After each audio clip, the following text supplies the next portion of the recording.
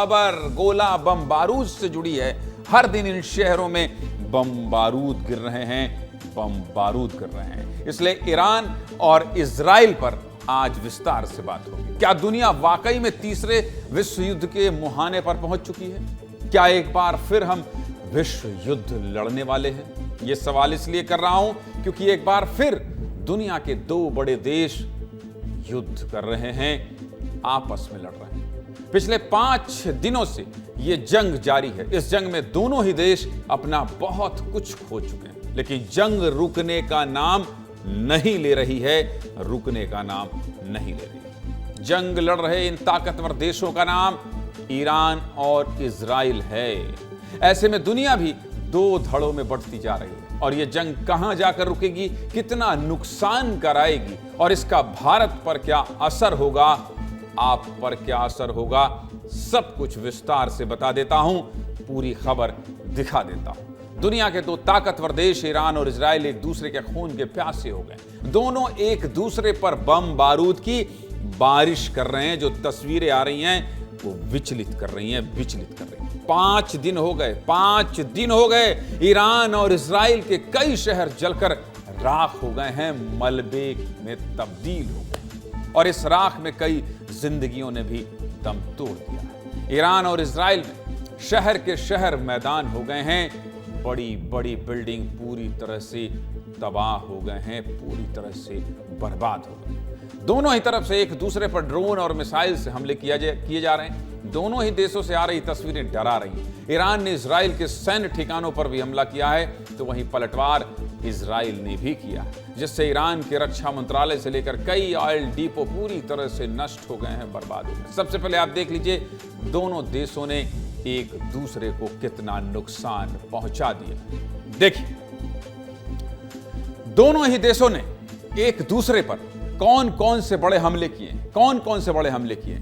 अगर ईरान के कई बड़े हमलों की बात करूं तो ईरान ने पिछले 5 दिनों में इजराइल पर कई बड़े हमले किए हैं, जिसमें सबसे बड़ा हमला दुनिया में सबसे मजबूत मानी जाने वाले इजराइल की खुफिया एजेंसी मोसाद के हेडक्वार्टर पर हुआ है। मोसाद के हेडक्वार्टर पर हुआ है। इसके अलावा ईरान इजराइल की मिलिट्री इंटेलिजेंस की बिल्डिंग पर भी बहुत बड़ा हमला किया है, बहुत बड़ा हमला किया है। और ईरान ने एक बड़ा हमला हाइफा की रिफाइनरी पर भी किया है। तेल आप समझ रहे हैं, जहां से तेल पूरी दुनिया में जाता है। हाइफा की रिफाइनरी इजराइल का सबसे बड़ा तेल भंडार क्षेत्र है, सबसे बड़ा तेल भंडार क्षेत्र है।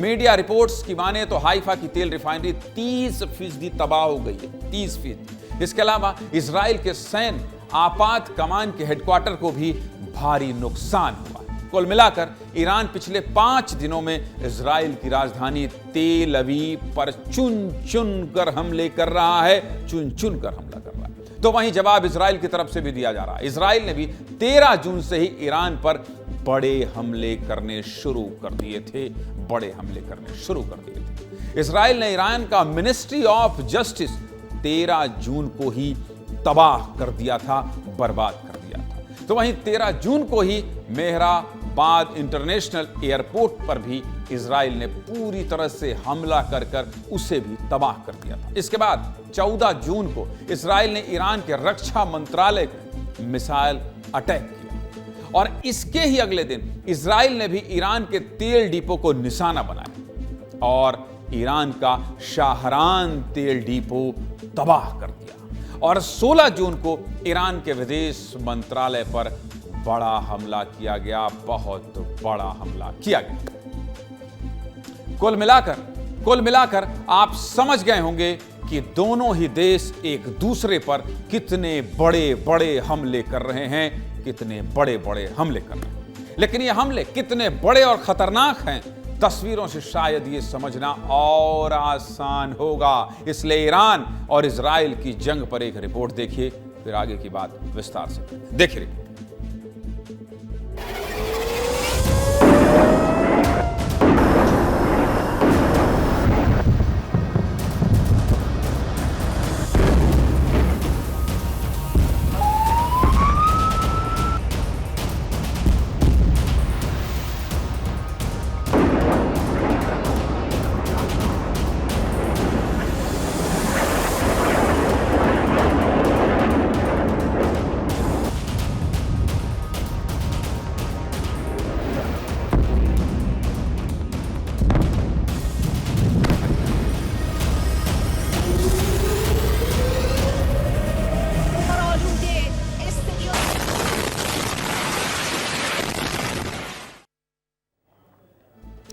ईरान और इजराइल के बीच हो रही जंग की तस्वीरों से आप अब तक समझ गए होंगे कि हालात कैसे हैं और हालात क्या हैं। इस बीच इस जंग की सबसे चर्चित तस्वीर आपको दिखाना चाहता हूं। देखिए, तस्वीर ईरान की राजधानी तेहरान के एक न्यूज चैनल की है। जैसे मैं यहां खड़ा हूं, न्यूज चैनल का दफ्तर है, मैं आपको खबर बता रहा हूं। इजराइल ने ईरान की राजधानी के कई बिल्डिंग पर हमला किया, जिसमें एक नेशनल न्यूज चैनल की बिल्डिंग भी शामिल है। न्यूज चैनल की बिल्डिंग में हमला उस समय हुआ जब वहां से लाइव बुलेटिन चल रहा था और खबरें पढ़ रही एंकर ने भागकर अपनी जान बचाई है। तस्वीरों में आप देख सकते हैं कि कैसे एंकर के स्टूडियो की छत एकदम से गिरने लगती है। यह बिल्कुल ऐसा ही है जैसे मैं यहां खबरें पढ़ रहा हूं, आपको बता रहा हूं और अचानक से यहां बम गिर जाए। भगवान ऐसा कुछ ना हो, न यहां हो, न दुनिया में कहीं हो। लेकिन अब दुनिया के दो इतने बड़े देश जंग लड़ना शुरू ही कर चुके हैं, तो ये भी तो जान लीजिए कि आखिर इन दोनों ही देशों की सैन्य ताकत कितनी है और दोनों ही देशों में कौन ज्यादा ताकतवर है। देखिए, ईरान और इजराइल की सैन्य ताकत की बात करूं तो ईरान के पास 6,10,000 सैनिक हैं, तो वहीं इजराइल के पास 1,70,000 सैनिक हैं। जबकि ईरान के पास रिजर्व फोर्स 3,50,000 हैं, तो वहीं इजराइल के पास रिजर्व फोर्स 4,65,000 हैं।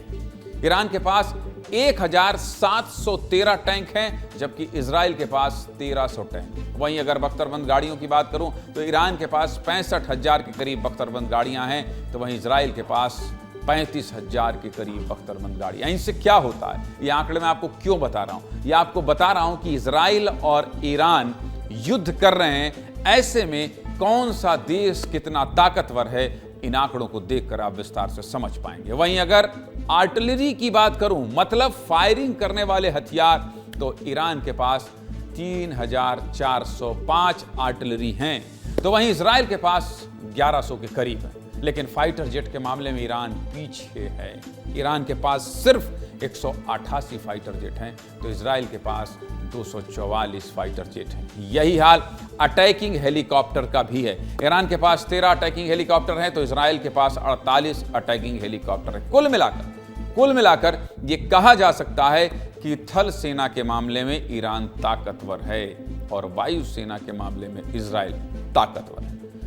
इसलिए यह खबर आपको विस्तार से बता रहा हूं। मतलब दोनों देश अगले कई दिनों तक युद्ध लड़ सकते हैं, लेकिन अगर यह युद्ध ऐसे ही चलता रहा तो इसका दुनिया पर तो असर पड़ेगा ही, साथ ही भारत पर भी असर पड़ेगा, आपकी जेब पर भी असर पड़ेगा। जेब पर क्या असर पड़ेगा वो तो बताऊंगा, लेकिन पहले यह जान लीजिए कि दोनों ही देशों में जो भारतीय फंसे हैं उनका क्या होगा।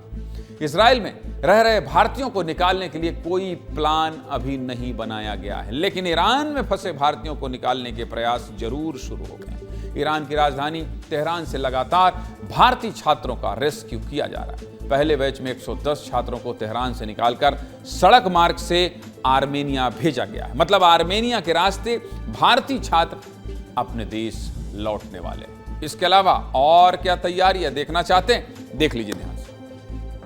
दरअसल ईरान में करीब 10,000 भारतीय हैं, जिसमें 1,500 के करीब छात्र भी हैं। ईरान के अलग अलग शहरों में फंसे भारतीयों को पहले ईरान के नौरदूज बॉर्डर लाया जाएगा।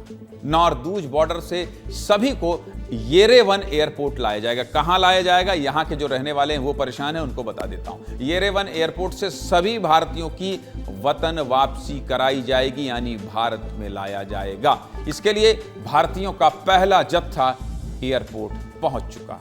यह तो बात जंग में फंसे भारतीयों की हुई, लेकिन इस जंग से भारत में रह रहे लोगों की जेब पर सीधा असर पड़ने वाला है। क्या, देखिए जरा। अगर ईरान और इजराइल की जंग चलती रही तो सबसे ज्यादा असर पेट्रोल डीजल के दामों पर ही पड़ेगा। और पेट्रोल डीजल यानी समझ रहे हैं, भारत में 2 पहिया से लेके लग्जरी कार, 4 व्हीलर सब पर। और भारत में पेट्रोल डीजल के दाम बढ़ेंगे। पिछले 2 दिनों में कच्चे तेल के दाम 8% बढ़े हैं। असर आपको दिखाई देने लगा है, जिसका असर भी पेट्रोल डीजल पर होगा। और एक बार पेट्रोल डीजल बढ़ा तो ऑटो के किराए से लेकर सप्लाई वाले सामान का रेट बढ़ने लगेगा। दूसरा असर क्या होगा? दूसरा असर सोने पर होगा, यानी कि गोल्ड पर। जब भी दो देशों के बीच जंग होती है तो दूसरे देश में सोना खरीदने की होड़ लग जाती है, जिसका असर यह होगा कि सोने के दाम बहुत बढ़ सकते हैं, सोने के दामों में इजाफा हो सकता है। इसके अलावा नेचुरल गैस के लिए भारत ईरान पर ही निर्भर है। ऐसे में जंग बढ़ने से आपके रसोई के सिलेंडर का दाम भी बढ़ सकता है। इसके अलावा क्या होगा? इसके अलावा किसानों के लिए एक मुसीबत यह भी हो सकती है कि यूरिया की सप्लाई में असर आ सकता है, जिससे यूरिया की कमी हो सकती है या दाम बढ़ सकते हैं। और सबसे आखिरी बात यह है कि भारत को होने वाली हथियारों की सप्लाई पर भी असर पड़ सकता है, क्योंकि भारत बहुत से हथियार इजराइल से लेता है। समझ गए? इतने विस्तार से यह खबर क्यों दिखा रहा था? दुनिया में दो देश लड़ रहे हैं, लेकिन बजट आपके घर का बिगड़ने वाला है, इसलिए ये सीधे आपसे जुड़ी खबर।